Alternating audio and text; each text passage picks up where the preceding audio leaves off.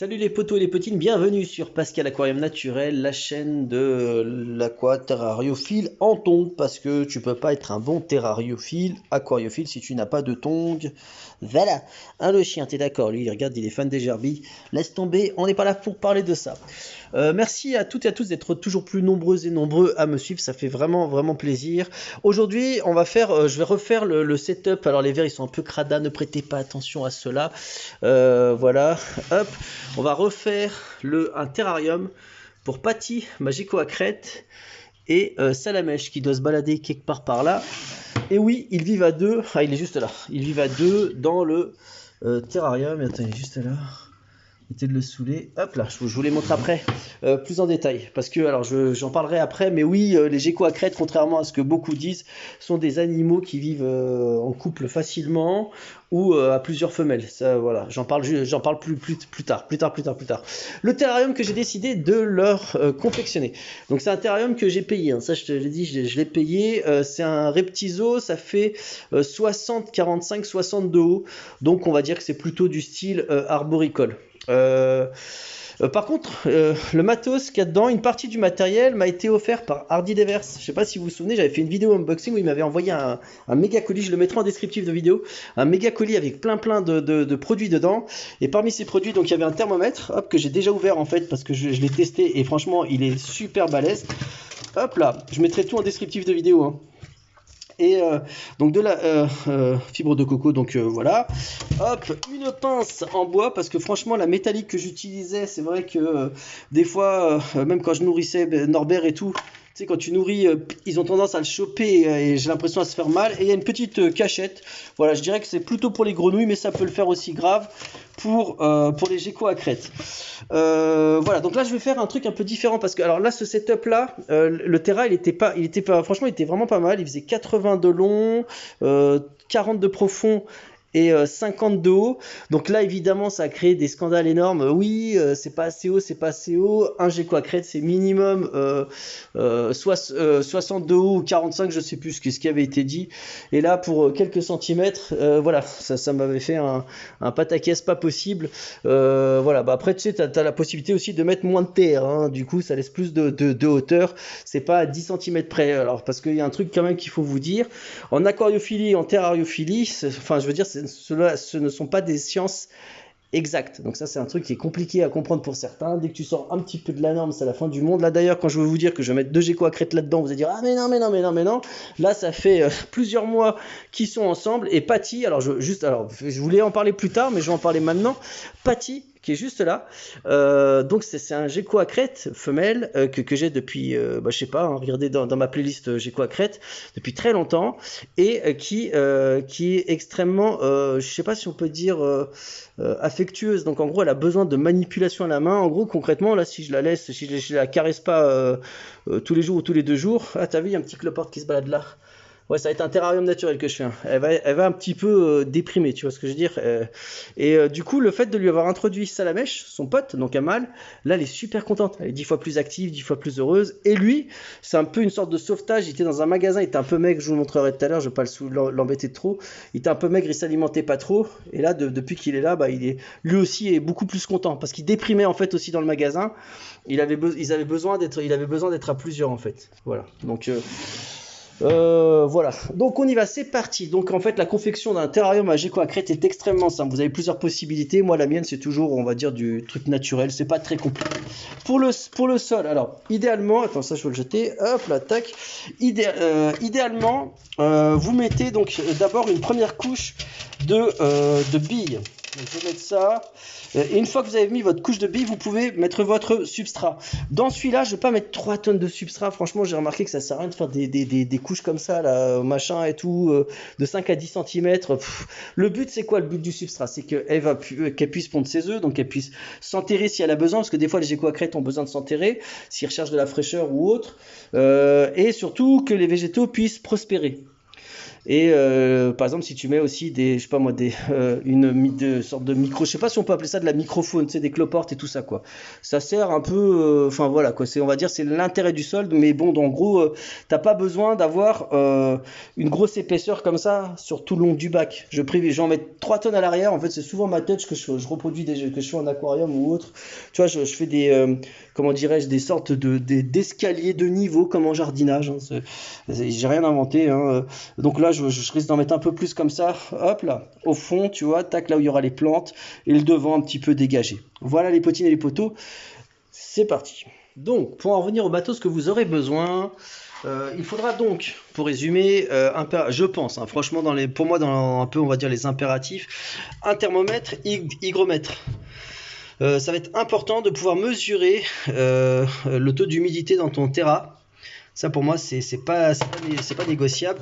De la fibre de coco, tu peux aussi utiliser de la terre, hein. Franchement, tu peux mettre de la terre. Faudra juste s'assurer que c'est une terre qui a pas d'engrais. Donc sur les emballages de terre et tout, tu regardes si c'est écrit pas de terreau quoi concrètement. Ou alors tu peux te procurer de la terre de jardin aussi parce qu'en fait la terre, comme je te l'ai dit, elle va servir donc à la plantation, au gécoacrète pour s'enterrer s'il a besoin ou pour ses œufs pour sa reproduction. Des billes ou de la pouzzolane. Moi j'ai 3 tonnes de pouzzolane et que ça de billes en fait, je suis dégoûté. Du coup, je vais rien mettre. Honnêtement, c'est facultatif. Alors si tu es un débutant en végétaux, parce que honnêtement la terrario naturelle, il y a quand même pas mal de... Enfin, quand tu fais un truc un peu planté, ça demande quand même je pense, des notions de jardinage. Un petit peu, hein, tu vois, parce que tu sais un peu du jardinage, hein. Je conseille aux débutants de mettre 1 à 2 cm. Ouais, plutôt 2 cm parce que ça fait quoi? Ça fait ça, ouais, ça fait ça à peu près. Une bille par-dessus l'autre, de pouzzolane tout en bas de ton bac, en dessous, et par-dessus tu mettras un feutre et après tu mets ta terre. En fait, ça va servir à un truc tout simple, à avoir juste une réserve de flotte. C'est juste ça. En gros, tu auras une réserve de flotte, donc beaucoup d'humidité en dessous, et du coup, les plantes pourront être hydratées en permanence, un peu comme des réserves d'eau quand tu as des plantes. C'est exactement le même principe. Et ça maintient aussi plus d'humidité dans le bac. Après, si tu t'y connais un petit peu en végétaux, c'est à toi de t'assurer donc que c'est suffisamment arrosé. C'est un peu comme si c'est un peu dangereux, mais si tu t'y connais un peu, voilà, tu vois, il faut juste bien doser. C'est un peu comme si tu avais des plantes en pot non percé, sans coupelle quoi, tu vois, et sans réservoir. Donc là c'est tendu, hein. Ça veut dire que si t'arroses trop tes plantes, elles peuvent quick-quack, hein, ça meurt, hein. À la limite un végétal qui est asséché, tu vois, tu peux le faire repartir quand il est en l'arrosant.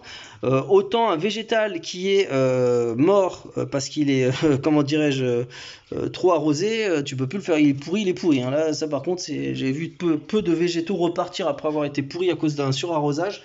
Par contre, l'inverse, ouais, des trucs secs qui repartent après être arrosés, ça marche plus facilement. Donc là, malheureusement, alors j'aurais pu mettre de la pouzzolane. Je vais garder ces billes-là, je vais les mettre là dans un coin. Et voilà, je fais une partie. J'aurais pu mettre de la pouzzolane, mais là, malheureusement, ça a pas par rapport à la structure que j'ai en place. Et c'est surtout que je déménage assez fréquemment et du coup, quand je dois bouger mon matos, c'est un peu chiant. Donc, en fait, en faisant mon terra, je pense déjà à demain et à le garder parce que je garde en général mes aquariums et mes terrariums longtemps. Voilà. Les autres éléments qu'il va falloir, ça va être aussi donc des éléments de déco, donc des plantes, plein de plantes. Donc là, les plantes, je vais pas me prendre la tête. Je vais récupérer toutes celles qui sont là. Donc j'en ai plein. Voilà. Je vais récupérer des boutures de pothos qui sont là dans le bac de mes cyclidés là. Voilà, donc de la pothos et de la monstera. Alors la monstera, faut faire gaffe, ça fait des feuilles immenses, mais il faudra bien contrôler sa croissance. Mais ça peut être cool pour le gécoacrète qui va se cacher derrière, etc. Et quelques écorces. Donc j'ai une petite collection d'écorces. Hop, attends, je vais les chercher. Grosses écorces par exemple. Hop, ça c'est pour leur fournir. Hop là, des petites cachettes. Tu vois, tu peux en mettre une comme ça. Sinon, vous embêtez pas, hein, je vais le faire au fur et à mesure. Il faudra un éclairage. Donc là, l'éclairage, vous avez plusieurs possibilités. J'ai déjà fait des tutos. Donc là, c'est un éclairage LED homemade. Sinon, là, j'ai un éclairage, comment dirais-je, voilà quoi. Ça, c'était un JBL. Je mettrai tout en descriptif de vidéo que j'ai déjà. C'est un 24 watts. Tu le cales au-dessus. Tac, c'est bon. Pas besoin de chauffage. Ça se plaît très bien à température ambiante. Après, ça dépend quelle est la température ambiante de ta maison. Voilà, je dirais que pour un gécoacrète, allez, si la température tourne autour de 19, 20, 25, c'est très bien. Faudra juste faire gaffe en été quand c'est bien chaud. Moi, j'ai constaté que Patty, voilà, quand c'est très très chaud, bah, elle aura tendance à s'enterrer pendant les canicules. Là, c'est une pièce qui est plutôt tempérée. Donc aussi, je vous recommande pour vos animaux de les positionner de les placer, de placer leur habitat dans des lieux plutôt, je dirais, tempérés, qui sont pas soumis à des températures extrêmes ni en chaleur ni en froid. Un truc un peu plutôt tempéré. Voilà, qu'est-ce que je peux vous dire de plus? Donc là, on a la déco, on a les plantes. Voilà, c'est un animal qui est très très simple à maintenir et qui qui est très très satisfaisant. Ça donne beaucoup de plaisir à observer et tout, bien que ça soit plutôt nocturne. Après, au niveau de la bouffe, bon bah écoutez, hein, moi je lui donne un maximum de vivants, donc des blattes, tout ce que tu veux. Elle a, il y a des colonies de cloportes là qui se baladent partout, comme je vous ai déjà montré. Mais sinon, elle est complètement accro, hop là, à ce truc là. C'est une diablerie ce machin, une vraie drogue. C'est de la répachi. Voilà, bon bah écoutez, là, voilà, c'est une sorte de pâté qui répond à tous ses besoins nutritionnels. Voilà, y compris en calcium. Alors c'est marrant parce que tu as différentes écoles. Certaines personnes te diront ouais, il faut quand même compléter en calcium. J'en ai aussi, des fois je le fais. Mais normalement, c'est censé contenir tout ce qu'il faut. Tout ce qu'il faut, tout ce qu'il faut, tout ce qu'il faut. Et en plus des plantes, donc des moyens d'escalade. Il faut qu'elles puissent escalader. Donc moi j'ai récupéré ça dans la nature. C'est peut-être pas assez grand, je sais pas. C'est peut-être pas assez grand. Ouais, ou sinon je vais récupérer les branches qui sont là. Tu vois, des branches. C'est très important qu'elle ait un lieu d'escalade. En gros, concrètement, ton terrarium, donc on appelle ça un terrarium arboricole, donc qui reproduit une forme de forêt. Elle a plutôt tendance à vivre dans des arbres et tout. Donc en gros, il va falloir reproduire un haut d'arbre si tu veux. Donc un endroit où elle peut marcher, tout ça et tout ça et tout. Voilà. Bon les amis, sinon, bah écoute, c'est parti. De l'eau, il faut de l'eau osmosée par contre. Donc là, je vais ouvrir le paquet, hop là, de fibres et arroser tout ça. J'en ai déjà suffisamment et longuement parlé dans mes autres vidéos. Alors, la brique est positionnée, on rajoute de l'eau. Ok. Voilà. Tu mets une certaine quantité d'eau, c'est écrit sur le paquet la proportion que tu dois mettre. Hop. Et tu laisses agir hein, tout simplement. Et puis s'il n'y a pas assez d'eau, tu vas en rajouter. Voilà, tu retournes de temps en temps ta brique. Et au bout d'un moment, elle va se gorger de l'eau et se concasser totalement. Enfin, pouvoir être friable en fait, tu vois. Donc là, c'est pas encore le cas, faut laisser agir. Ok, donc 8 litres, c'était clairement pas assez. J'ai dû rajouter de la coco que j'avais, qui était dans un autre terra. J'en ai profité pour prendre une plante. Voilà, même deux plantes, j'ai rajouté deux plantes.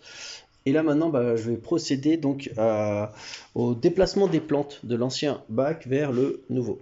Voilà, j'ai planté un max de trucs, j'ai retiré tous les végétaux là, tous les végétaux qu'il y avait là. Hop, Patty elle commence à être un petit peu agitée là, on retire sa maison. J'aurais pu les mettre. Moi, je trouve que c'est moins traumatisant de faire ça que de les prendre et de les isoler, tout ça.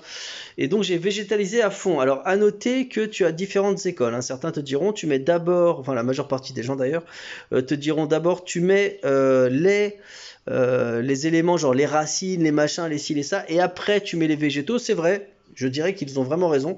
Alors, moi, j'avoue, je préfère d'abord végétaliser à mort et après mettre les éléments pour qu'ils puissent grimper, tout ça, les lianes et tout.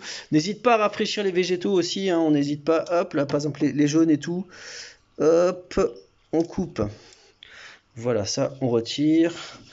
Pour la plantation, bah franchement, bah honnêtement, c'est comme du jardinage, rempotage et tout ça. Tu as besoin donc d'une petite pelle et puis tu poses, t'enfonces bien. Voilà. Donc il n'y a pas grand chose à en dire. J'en ai déjà parlé dans mes précédents tutos de terrarium. Voilà. Là j'aime plutôt bien le rendu. Là ça me plaît bien. Bah maintenant je vais donc procéder à la mise en place. Donc je vais retirer les bois et tout ça, les racines donc montantes qui vont permettre d'augmenter l'aire de vie de vos geckos à crête. Voilà, parce qu'ils ont besoin d'air de vie, donc ils vont pas être que sur les vers, ils ont besoin de branches dans tous les sens, et donc c'est ce que je vais faire maintenant. Là j'ai dû introduire Patty parce qu'elle était un petit peu en panique, du coup elle était en train de se barrer, j'ai dit bah allez hop, comme tu es en train de partir de ton terrarium, je te mets dans ta nouvelle maison. Et là regardez, je mets des écorces, et qu'est-ce qu'on voit au dos des écorces? Plein de cloportes. Donc n'hésitez pas à en rajouter à fond, hein, tu vois. Ça voilà, j'en ai en vente sur ma boutique. Alors c'est pas non plus les plus balèzes de tous, mais c'est des repros de ce que j'ai eu. Du coup voilà, donc hop, je fais une petite planque comme ça. Je sais pas encore où je vais la mettre. Ouais, genre là, on va voir, tu vois. Il faut que ça fasse. J'aime bien le côté un peu genre naturel. Voilà, donc là il y a une autre écorce qui est là, donc plutôt au ras du sol, elle maintient aussi la plante. Arrangez-vous par contre pour que ça soit, comment dirais-je, que les branches, donc vous les enfoncez dans la terre afin qu'elles bougent pas sous le poids d'un gecko à crête. Voilà, et que l'hygromètre et thermomètre soient quand même accessibles. Voilà, donc il faut que ça soit discret mais quand même un peu accessible. Là, moi pour ma part, je vois bien. Alors peut-être à la caméra là on voit pas, mais genre tu vois, tu regardes là, tac, tu vois. Voilà. Tiens, d'ailleurs, cette fois, faut que je la taille. Là, elle était un peu crada. Tac, ça, je vais la couper. Bon, je vais couper ça parce que là, ça a été pendant le déplacement. Là, j'ai tout bougé dans tous les sens.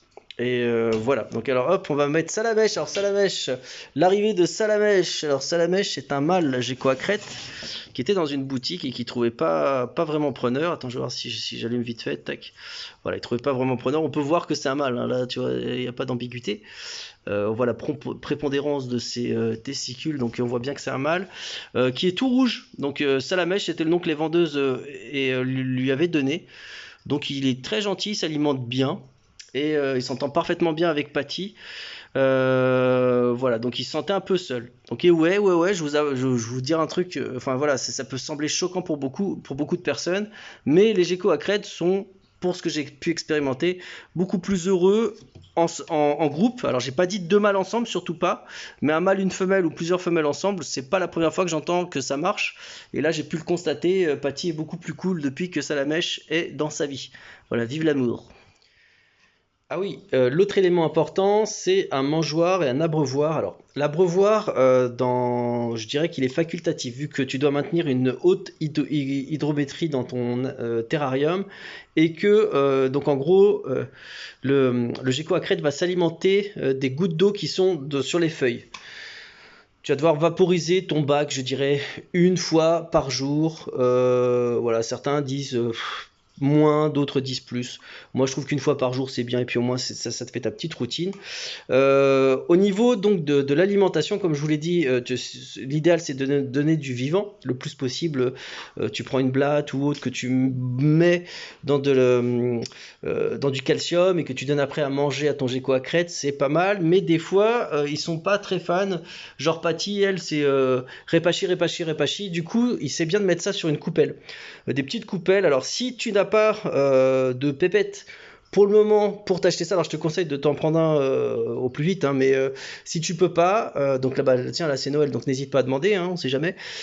Si tu peux pas, tu peux mettre sur un bouchon de bouteille de coca, d'eau, de ce que tu veux, un petit bouchon, et puis tu fais ta répachi dedans, et tu le poses si possible en hauteur, bah, si tu as par défaut, bah, par terre.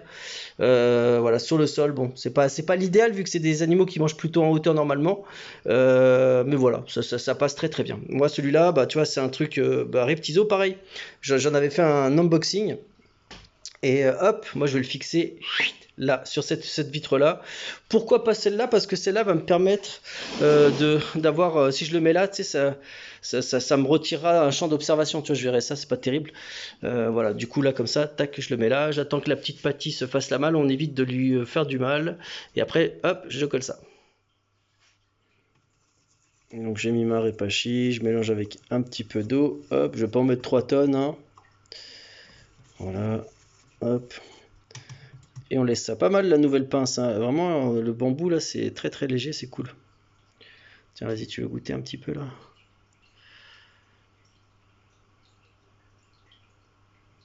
Voilà, elle est en train de lécher. Ah zut, on voyait pas trop. Voilà, elle est en train de lécher là. Miam, miam, miam, miam, miam, c'est bon. Tu vois sa langue ou pas? C'est trop marrant. Voilà, vas-y, régale-toi, Patty. Voilà. Bon, allez, tu vas manger dans ta gamelle. L'autre élément, finalement, j'ai pas mis la cachette là. Ça, je l'ai pas mis finalement. Je l'utiliserai pour un autre projet. Voilà, donc je parlais pas de ça, c'est pas une cachette, ça j'utiliserai ça pour un autre projet. Et pareil, la liane que j'ai ramassée en forêt, j'utiliserai sur un autre projet, bah, peut-être pour les Bernard l'ermite, dans la vidéo qui va à venir, les Bernard l'ermite, voilà. Bon bah voilà, hein, le projet est terminé. Attends, il y a Patty qui se fait la malle. Oh là là là là, elle se fait la malle. On verra, tu fais pas la belle. Allez, tu fais pas la belle. Tu fais pas la belle. Oh purée. Vas-y. Voilà. Oh là là, purée. Oh là là. Bon, je referme la porte, je suis désolé, hein, je voulais vous faire une vidéo genre où tu vois l'intérieur du Terra et tout, parce qu'à travers les vitres, ça fait toujours moins beau. Tu vois, regarde, sans vitre et avec vitre. Mais là, il y a Patty qui veut se faire la malle, je sais pas pourquoi. Bah, on va la laisser tranquille. Voilà, donc là, il y a de la répachi, un point d'eau. Il faut bien vaporiser et vous laissez faire la nature, vous les laissez tranquille et tout va bien se passer. Et voilà, alors la final touch, pour moi, la touche finale, c'est des feuilles sèches françaises, des feuilles de chêne, des feuilles de cerisier par exemple, des feuilles, pas de, comment dirais-je, pas de résineux. Prenez des feuilles d'arbres fruitiers ou autres, ou de chêne, etc.